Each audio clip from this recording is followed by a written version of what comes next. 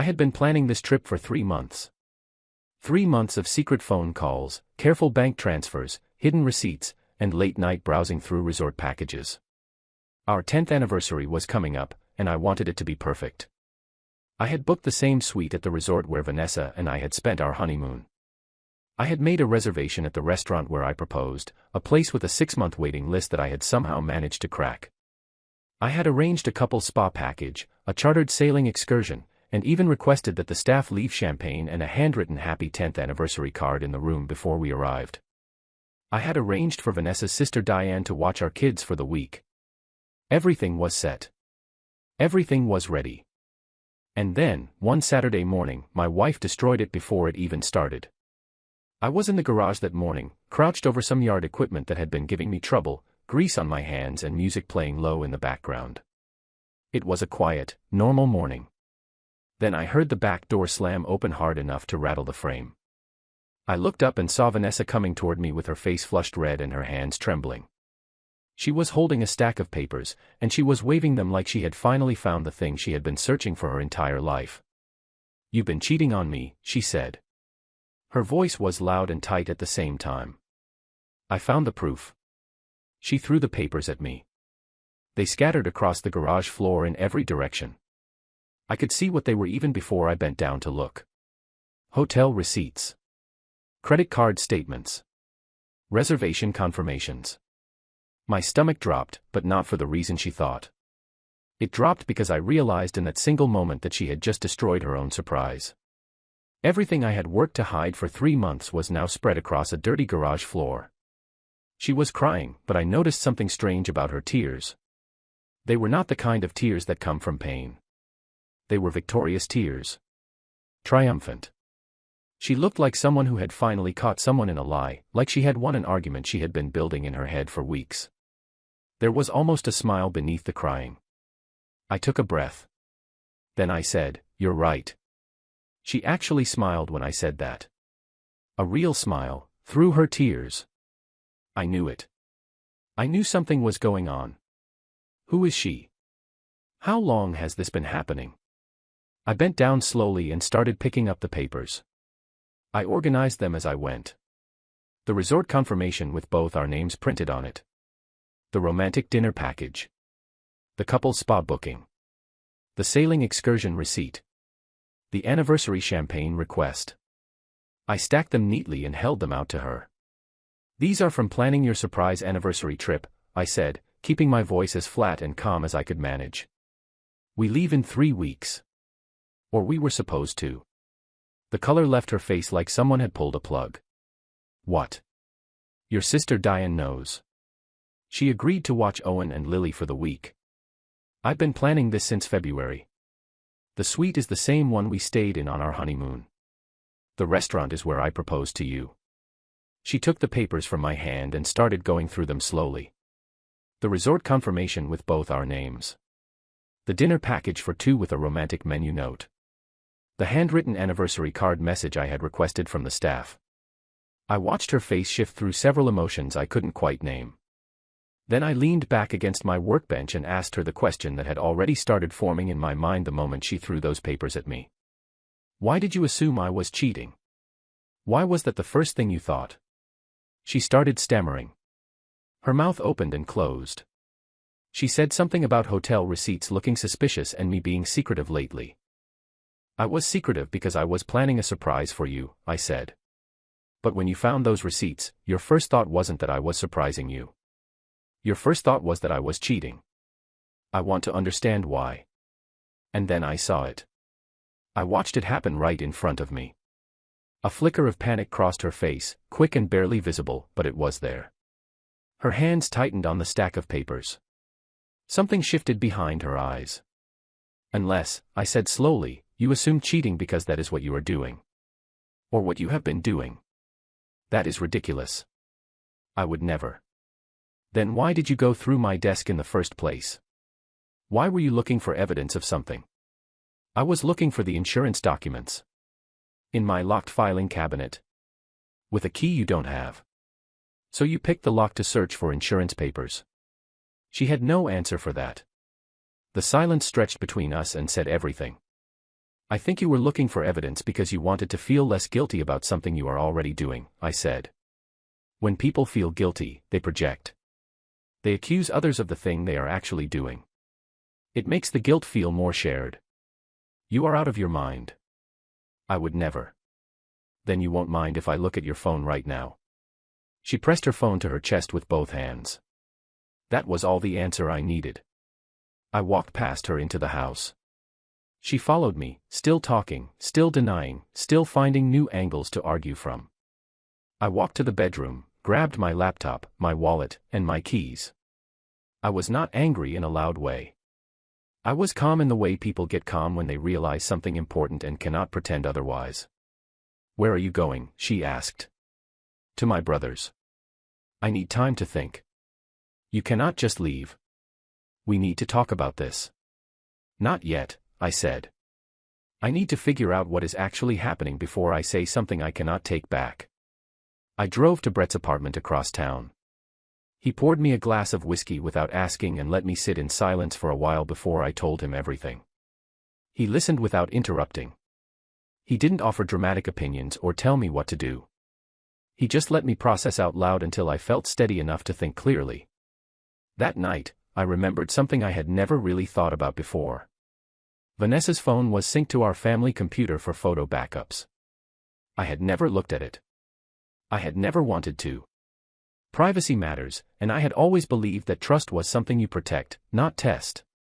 But now things were different. I opened the photo stream. Nothing unusual in the main feed. Then I checked the recently deleted folder. That's where she had been careless. There were screenshots of text conversations.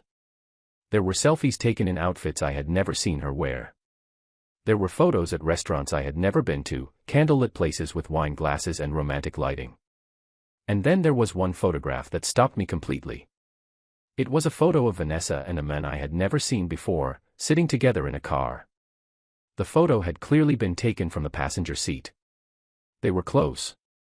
Comfortable. The kind of comfortable that takes time to build. The text screenshot was the worst part.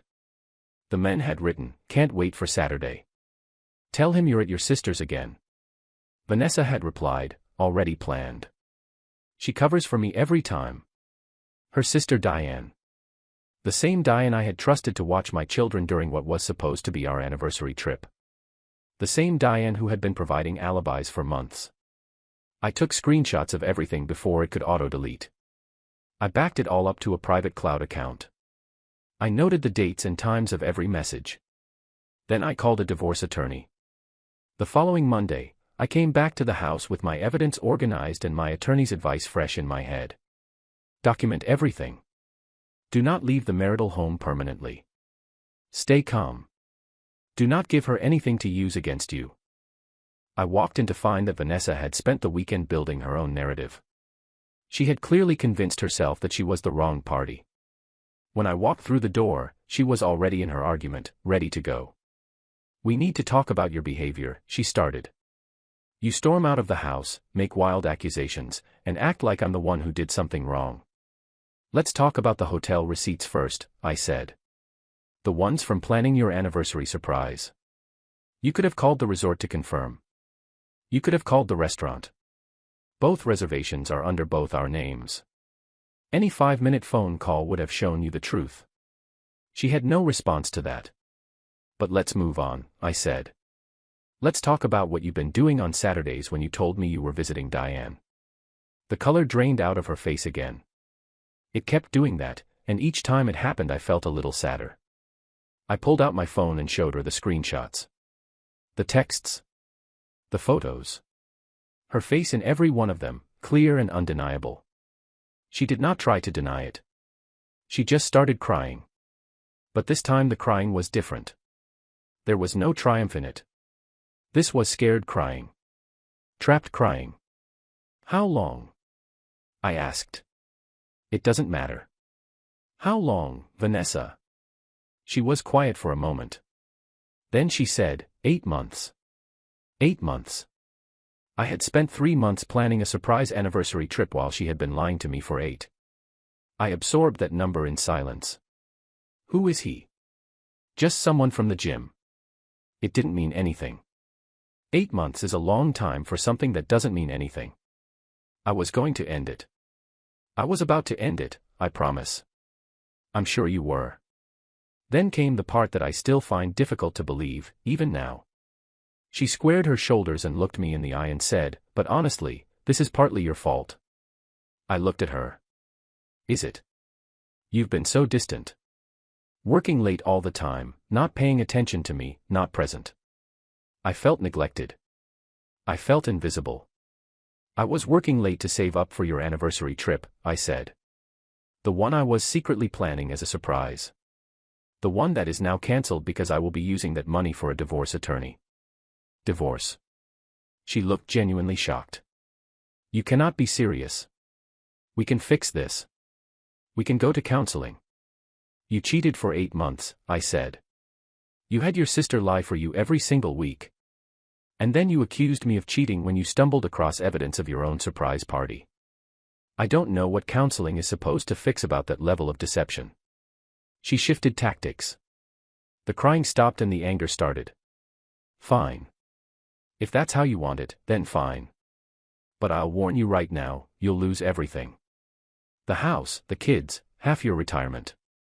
The courts favor mothers. You'll be paying support while I stay here with your children and you live in some sad apartment somewhere. Good luck," I said, and I meant it simply, without spite. She was not entirely wrong. Family courts do tend to favor mothers. Divorces are expensive, messy, and nobody walks away without losing something. But I had already made my decision. I would rather lose money than lose my self-respect. The days that followed were a kind of war. She told our 7-year-old son Owen that Daddy was being mean to Mommy. Owen started looking at me differently, with confusion and something close to suspicion in his small face. Our 5-year-old daughter Lily was too young to fully understand, but she picked up on the tension and became clingy and quiet. Vanessa called my parents and gave them her version of events. She said I had been acting suspicious, and when she asked questions, I flew into a rage and threatened divorce without any real cause. She told her friends the same story. I started receiving messages from people I had known for years, people who said they couldn't believe I would treat her this way, that she was devastated, that throwing away 10 years over nothing was shameful. Nobody mentioned the affair because she had not told a single person about it. She was shaping the story carefully, and she had gotten there first. I said nothing publicly. I was building a case. The dirty trick came on Thursday of that same week. I was at work when my phone rang. It was the police. Someone had called in a domestic disturbance at our home address, and officers had been sent for a welfare check. I was nowhere near the house. I had been at work all day with colleagues around me the entire time. When I got home that evening, Vanessa had a satisfied look on her face. "The police were here today," she told me. "I know. They called me. I told them I've been feeling unsafe. That you've been volatile and aggressive. We've barely spoken in 4 days. They don't know that." She was building a record. Laying groundwork for a possible restraining order, or simply creating a paper trail that would paint me as dangerous in a custody hearing. I called my attorney that night. She was not surprised at all. She told me this was a common move, and she walked me through how to counter it. I documented the police call immediately. I noted that I had been at work throughout the reported disturbance. I collected written statements from 2 co-workers confirming my presence and my calm demeanor throughout the day. I also started recording every conversation I had with Vanessa inside the house. Our state allows one-party consent recording, which means you can legally record a conversation you're a part of, even without telling the other person. Every interaction was now documented. She complained to her friends that I was emotionally withdrawing from the marriage by moving into the guest room. The irony of a woman who had cheated for 8 months accusing her husband of abandonment was not lost on me. 3 weeks after filing, things escalated sharply. Vanessa had retained her own attorney, and it turned out she had paid the retainer using money from a savings account I had not known existed. The financial discovery process uncovered it. For several years, she had been quietly transferring small amounts out of our joint account into a personal account. Nothing large enough to notice on any given month, but the total had reached around $12,000. Her attorney submitted a demand letter. It requested that Vanessa be granted exclusive use of the marital home. It requested primary custody of Owen and Lily. It requested $3,200 per month in temporary spousal support, $1,800 per month in child support, and payment of all her legal fees. My attorney countered with everything. The screenshots. The text messages. The timeline showing 8 months of deception. The dinners and the one hotel booking she had put through on our joint credit card and told me was for a girls' weekend with friends. Her attorney's response was technically correct but infuriating. In our state, a no-fault divorce means that an affair does not significantly affect asset division. Her cheating, legally speaking, did not change how property gets split. My attorney knew this. She had already told me not to expect the affair to be some kind of trump card. But what it could affect was custody. And that is where things began to shift. Diane's husband Phil called me on a Tuesday evening. We had always been friendly in the way that people who see each other at family gatherings become friendly, cordial and warm but not close. Now we had something in common that neither of us had asked for. "I want you to know," he said, "that I had no idea Diane was covering for her. None. I thought you two had a good marriage." "So did I said. When I found out and confronted Diane, she panicked. She's been telling me everything. Dates, places, times. Every Saturday visit she covered for, she remembers it. She kept track in her head because she was nervous about the lies stacking up." He paused. "If any of it helps you, you can have it. All of it." My attorney was genuinely pleased when I told her. Phil's information corroborated everything. The dates matched the deleted text screenshots. The Saturday visits matched the pattern exactly. And more importantly, it demonstrated that my wife had not acted alone in her deception. She had recruited her own sister, involved her in the lies, and put her marriage at risk in the process. "This is significant for custody," my attorney explained.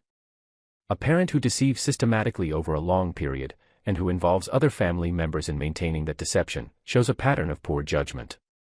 A custody evaluator will take that seriously." The court-appointed custody evaluator arrived 2 weeks into the process. She was a professional who had clearly done this many times before, sharp and thorough behind a pleasant surface. She interviewed both parents separately. She spoke with Owen and Lily at their own level. She visited both homes. Vanessa prepared carefully for her visit. The house was spotless. She was warm, attentive, full of the right answers. She had clearly rehearsed. But the evaluator was not fooled. She asked about the affair. Vanessa tried to minimize it, calling it a brief lapse in judgment and suggesting that my emotional unavailability had contributed to it. The evaluator noted that the word brief was hard to reconcile with an 8-month timeline. She asked about the police welfare check. Vanessa said she had genuinely felt unsafe. The evaluator noted that no charges had ever been filed, no restraining order had been sought, and that phone records recovered through our cellular account showed Vanessa had texted a friend that same afternoon, laughing and writing that she had given him something to worry about. Vanessa was dismantling her own case without realizing it. Then came the deposition. 4 hours of questions under oath. My attorney was methodical and precise. "Did you have a romantic affair during your marriage?" "Yes." "For how long did this affair continue?" "Approximately 8 months." "Did your sister provide false alibis to enable this affair?" "Sometimes, yes." "Did you use money from the marital estate to fund activities related to this affair?" "A few dinners, possibly." "Did you accuse your husband of infidelity before he discovered your own affair?" "There were hotel receipts." "Those hotel receipts were for a surprise anniversary trip he had planned for you, correct?" "I didn't know that at the time." "Did you file a police report about a domestic disturbance that never occurred?" Her attorney objected, but the question was already on the record. "I felt unsafe." "Your own text messages from that afternoon show you joking with a friend about giving your husband something to worry about. Do you deny sending those messages?" Silence. By the end of the deposition, every version of the story she had tried to construct over the previous weeks had collapsed. There was nothing left to argue. She made one final move. She called me directly, against her own attorney's advice, about a week after the deposition. "Can we just stop this?" she said. Her voice was tired in a way I had not heard before. "I'll agree to 50-50 custody." We split the assets evenly. No spousal support on either side. Clean break. No more hearings, no more depositions, no more evaluators sitting in our living room. I listened to the whole offer before I said anything. Then I told her I would think about it and hung up. I called my attorney the next morning. Her advice was not what I expected. Take it, she said. Trials are expensive and unpredictable. 50-50 custody is good for your children. An even asset split is fair.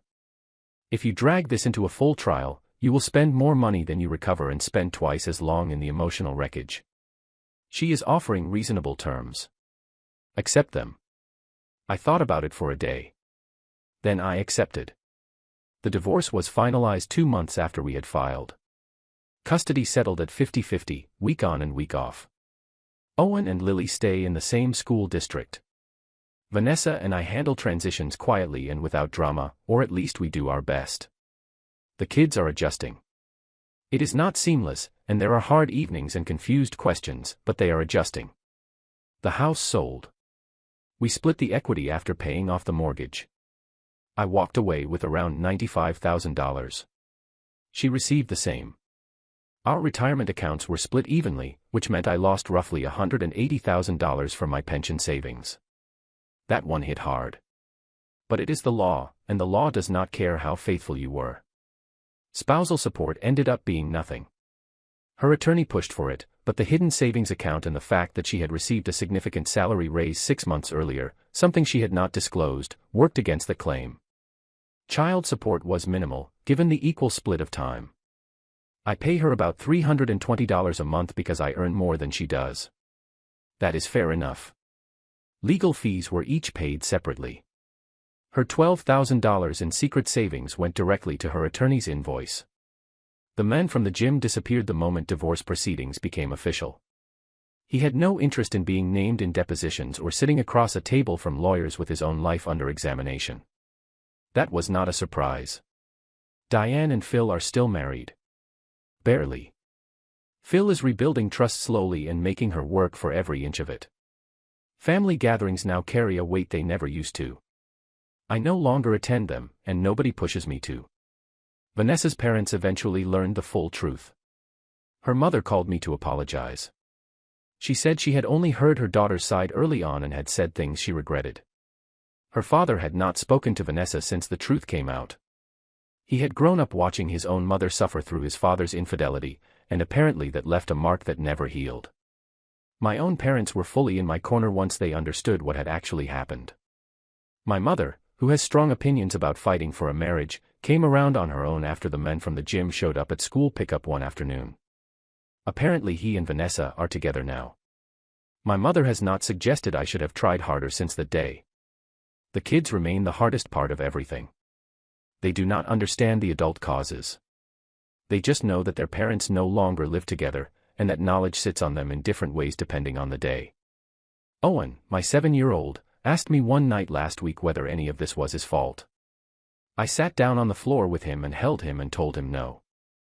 I told him clearly and firmly that sometimes adults have problems that children did not cause and cannot fix.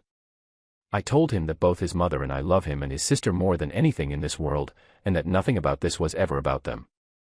He nodded and seemed to accept it. For now. I know there will be harder conversations ahead. Vanessa and I communicate entirely through a co-parenting app. Logistics only. Drop-off times, school schedules, medical appointments. No emotional conversations, no relitigating the past. It is better this way. She tried once, a few weeks after the divorce was finalized, to have a real conversation during a kid exchange. She stopped me near the front door and said, "I know I hurt you. I know I can't undo it. But I want you to know I'm genuinely sorry." I looked at her for a moment before I answered. "I believe you're sorry about how it ended," I said. "I don't think you're sorry you did it. Those are two different things." She did not have anything to say to that. The anniversary trip was cancelled entirely. I received partial refunds on most of the bookings. I used some of that money to take Owen and Lily to an amusement park instead. It was loud and exhausting and completely wonderful. Different kind of memory, but a good one that belongs entirely to us. Here is what I know now that I did not fully believe before. Trust your instincts. I had felt for months that something was off. I talked myself out of it every single time because I did not want to be the kind of person who suspects their spouse without reason. I should have asked honest, non-accusatory questions about how we were doing. I did not, and I paid for that silence. Projection is real. When someone accuses you of something out of nowhere with unusual intensity, pay attention. Ask yourself why that specific accusation, why that particular urgency. Often the person is revealing something about themselves in the very act of pointing at you.